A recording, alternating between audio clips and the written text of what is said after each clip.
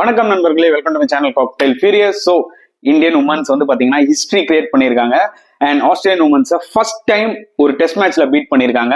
அதுவும் இது one off test match. So back to back test matches win வந்து பாத்தீங்கன்னா வேற level, to be very honest. ஏன்னா இங்கிலாண்டை ஃபர்ஸ்ட் அடிச்சாங்க, இப்போ ஆஸ்திரேலியாவை அடிச்சிருக்காங்க. சீரியஸா இது ஈஸியான ஒரு விஷயம் கிடையாதுங்க. So huge credit to Indian womens. Yes, நிறைய பேர் சொல்லுவீங்க என்னங்க வேர்ல்டு கப் வின் பண்ணல, எல்லாத்துலயும் தோத்துடுறாங்க, ஆனா இதெல்லாம் கொண்டாடுறோம்னு. இப்ப நம்ம கொண்டாடுறது வந்து பைலேட்டரல் சீரிஸ் கிடையாதுங்க, இது டெஸ்ட் மேட்ச். கிரிக்கெட்லே ஒரு விஷயம் எடுத்துக்கிட்டீங்கன்னா எது பெஸ்ட் ஃபார்மட்னா அது டெஸ்ட் மேட்ச் தான். சோ அதுல வின் பண்றது ஒரு மிகப்பெரிய விஷயம். அதுவும் ஆஸ்திரேலியா மாதிரி ஒரு டீமை வின் பண்றது மிகப்பெரிய விஷயம். சோ அதை தான் இந்தியன் உமன்ஸ் இன்னைக்கு அச்சீவ் பண்ணிருக்காங்க. அது ஈஸி கிடையாதுங்க, நல்லா புரிஞ்சுக்கோங்க. நிறைய ஹார்ட் ஒர்க் இருக்கு பிஹைண்ட். அதாவது கேப்டன் ஹர்மன்பிரீத் கௌரா இருக்கட்டும், இல்ல கோச் அமுல் மசும்தாரா இருக்கட்டும், இவங்க எல்லாமே வந்து பாத்தீங்கன்னா மாச கணக்கா ஒரு பிளான் போட்டு, ஒரு ஸ்ட்ராட்டஜி போட்டு இந்த ஒரு டெஸ்ட் சீரிஸ் ஹோம்ல நடக்க போகுது. இதுல ஒரு மேட்ச் இங்கிலாண்டோட விளையாட போறோம், ஒரு மேட்ச் ஆஸ்திரேலியாவோட விளையாட போறோம். அதாவது டாப் 2 டீம்ஸ் இவங்க தான் உமன்ஸ் கிரிக்கெட்லேயே. தேர்டு தான் இந்தியா வருவாங்க, புரியுதா உங்களுக்கு?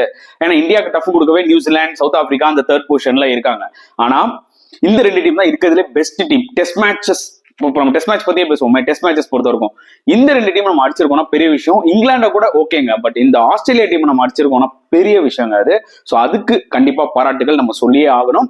அண்ட் எஸ், டே 3 முடியும் போது வந்து பாத்தீங்கன்னா ஆஸ்திரேலியா வந்து லைக் ஒரு 46 லீட்ல இருந்தாங்க, 5 விக்கெட் இருந்தது. எக்ஸ்ட்ரா ஒரு 100 ரன் அடிச்சிருந்தா இந்தியா கொஞ்சம் டஃபா இருக்கும் அப்படின்ற மாதிரி தான் நம்ம பேசிட்டு இருந்தோம்.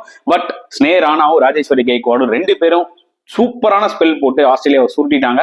எக்ஸ்ட்ரா அவங்களால வந்து பாத்தீங்கன்னா ஒரு 30 ரன்ஸ் 29 ரன்ஸ் தான் அடிக்க முடிஞ்சது. அண்ட் நிஜமாவே ஒரு விஷயம் சொல்றேன் கேட்டுக்கோங்க, கொஞ்சம் லைட்டா பிசில் தட்டிருந்தா, எக்ஸ்ட்ரா ஒரு 30-40 ரன்ஸ் அடிச்சிருந்தா 120 ரன்ஸ் போதே வந்து சைக்கலாஜிக்கலி அது ஒரு மாதிரி இன்னும் ட்ரிக்கி ஸ்கோரா ஆயிருக்கும். பட் ஸ்னேஹ் ராணாவும் ராஜேஸ்வரி கெய்க்வாடும் அந்த போட்ட லைன்ஸ் எல்லாம் வந்து பாத்தீங்கன்னா டெரிஃபிக்கா இருந்துச்சு. ஏன்னா அவங்களுக்கு அந்த ரஃப் இருந்துச்சு பிச்சில். அதாவது ராஜேஸ்வரி கெய்க்வாடுக்கு வந்து பாத்தீங்கன்னா ரஃப் இருக்கோ இல்லையோ அவங்க நல்ல ஆங்கிள் சூப்பரா போட்டாங்க. வேற ஸ்னேஹ் ராணா பொறுத்த வரைக்கும் பாத்தீங்கன்னா ஒரு ரைட் ஹேண்ட் பேட்ஸ்மேன் விளையாடும் போது ஆஃப் சைட் வெளில நல்ல ரஃப் இருந்தது, அது நல்லா யூஸ் பண்ணாங்க. பிளஸ் கொஞ்சம் தூக்கி உள்ள போட்டா பிச்சில் வந்து பாத்தீங்கன்னா ஒரு கிராஸ் ஒரு பீரியட் இருக்கும் தான் இருக்கு, ஒரு லென்த் இருக்கும் தான். ஸோ ஓவர் பிச் பண்ணா பால் கொஞ்சம் லோ கெப்ட் ஆகுது. அதாவது ஆஃப் ஸ்டம்ப் லைன்ல நீங்க குத்துனீங்கன்னா அது கரெக்டா யூஸ் பண்ணி போட்டாங்க. ஆக்சுவலி அதனாலதான் வந்து பாத்தீங்கன்னா இந்த பவுன்ஸ் ஜட்ஜ் பண்ண முடியாம லோவர் ஆர்டர்ல ஆஸ்திரேலியா எல்லாம் சுருண்டிட்டாங்க. ஸோ அதுக்கு huge credit to Sneh Rana.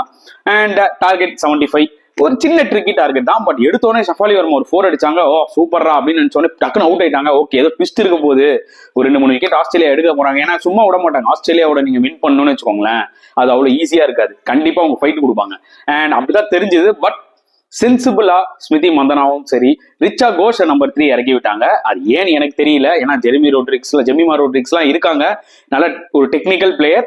But still ஒருவேளை அவங்க பேரண்ட்ஸ்லாம், ஐ திங்க் எல்லார் பேரண்ட்ஸும் வந்திருந்தாங்க. பட் என்ன ஆங்கிளுக்காக ரிச்சா கோஷை இறக்கி விட்டாங்கன்னு தெரியல. மேபி ஃபாஸ்டா அடிச்சு கேமை முடிக்கலாமோன்றதுக்காக இறக்கி விட்டுருக்கலாம். பட் ரிச்சா கோஷும் சரி, ஸ்மிருதி மந்தனா முக்கியமா ரொம்ப சென்சிபிளா லஞ்ச் வரைக்கும் விளையாடினாங்க. ஏன்னா அந்த டைம்ல ஆஷ்லே கார்னரும் சரி, இந்த பக்கம் கிம் கார்த்தும் சரி, 2 பேரும் டெரிஃபிக்கா போலிங் போட்டிருந்தாங்க. முக்கியமா கார்னர் ஒரு நேதன் லைனை பாக்குற மாதிரி இருந்துச்சு, ஒரு ஃபீமேல் நேதன் லைனை பாக்குற மாதிரி இருந்துச்சு. அவங்க action very similar to Nathan line.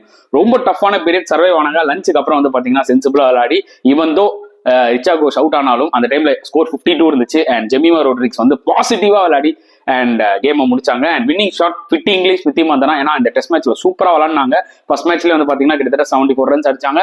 And இப்போ unbeaten 38. Huge credit to her being a vice captain. And yes, Harmanpreet Kaur பத்தி நம்ம கண்டிப்பா பாராட்டி ஆகணுங்க. ஒரு அக்ரெசிவான கேரக்டர். அதாவது அவங்க வந்து பாத்தீங்கன்னா வந்து போலிங் போட்டு 2 விக்கெட் எடுத்தாங்க. அப்பதான் வந்து மேட்சே டர்ன் ஆச்சு. இல்லைன்னா அந்த பார்ட்னர்ஷிப் பெருசா போயிட்டு இருந்தது.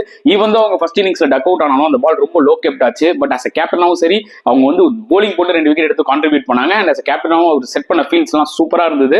அண்ட் நிஜமா பெருமையா இருந்தது. பட் ஆஸ்திரேலியா பொறுத்த வரைக்கும் பாத்தீங்கன்னா இந்த டெஸ்ட் மேட்ச்ல அன்லைக் ஆஸ்திரேலியாவா நிறைய விஷயங்களை சொல்லாங்க. நிறைய கேட்ச் டிராப் ஜென்ரலா அதை பண்ண மாட்டாங்க. ஃபீல்டிங் லேப்ஸ் அதை முக்கியமா பண்ணவே மாட்டாங்க. பேட்டிங் பொறுத்த வரைக்கும் பாத்தீங்கன்னா எலிஸ் பெரி, பெத் மூனி, இந்த மாதிரி பிளேயர்ஸ் எல்லாம் கன்சிஸ்டன்டா இந்தியா வச்சு செஞ்ச காலம் போய் கடைசியில வந்து பாத்தீங்கன்னா வெறும் அவங்க நம்மளது டஹாலியா மெக்ராத் மட்டும் தான். அவங்க தான் வந்து டெட்லியா இருந்தாங்க. 2 இன்னிங்ஸும் பாத்தீங்கன்னா சூப்பரா விளாண்டாங்க. இந்த ஸ்பின் கண்டிஷன்ஸ்ல நல்லா ஃபுட் ஒர்க் யூஸ் பண்ணி விளாண்டாங்க. அப்பார்ட் ஃப்ரம் தட் எல்லாருமே கொஞ்சம் ஸ்ட்ரகிள் தான் ஆனாங்க. அது ரொம்ப ஒரு மாதிரி எனக்கு டிஃப்ரெண்டா தெரிஞ்சது, ரொம்ப ஆக்வர்டாவும் இருந்துச்சு. என்னன்னா ஆஸ்திரேலியன் டீம் எப்படிப்பட்ட டீம் இப்படி ஸ்ட்ரகிள் ஆயிட்டாங்கன்னு சொல்லிட்டு. பட் அதை கேஷ் இன் பண்ணி இந்தியா செம்மையா விளையாடி ஒரு வழியா அந்த ஒன் ஆஃப் டெஸ்ட் வின் பண்ணிட்டாங்க. இப்போ இந்த சீரிஸ் வந்து ஃபுல்லா முடியலங்க. வந்து 3 ODIs 3 T20s விளையாட போறாங்க. அது வந்து கொஞ்சம் டஃபா தான் இருக்கும். ஸோ பொறுத்து வந்து பார்க்கலாம் எப்படி இந்த ரிமைனிங் சீரிஸ் ஆன போகுது.